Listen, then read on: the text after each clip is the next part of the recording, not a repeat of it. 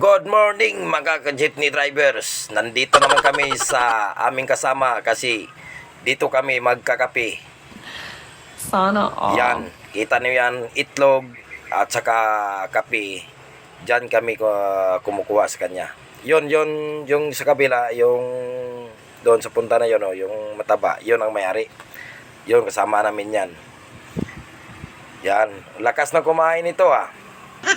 Hindi naman marunong magbayad.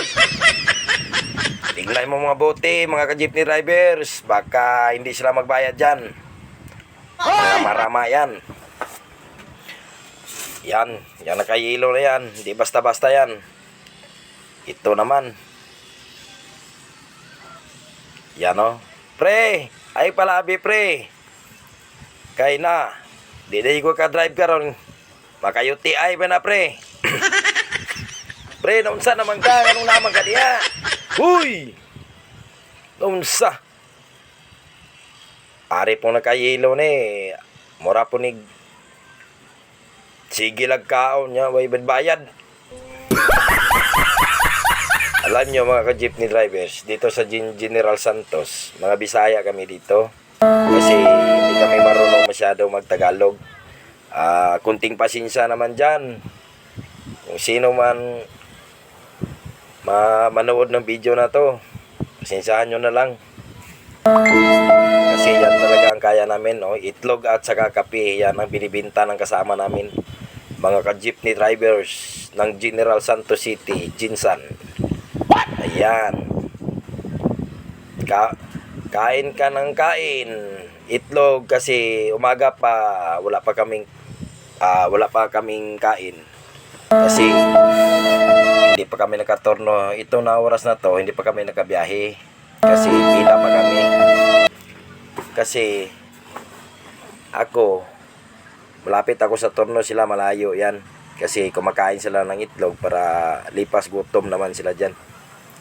Ayan, mga jeepney drivers, buhay-buhay lang. Sana At ito na naman ang aking torno. Sa akin na torno. Tingnan natin mabuti. Yan ang sunod sa akin. Maya-maya, siya naman ang magturno. Kasi malapit na ako mapuno.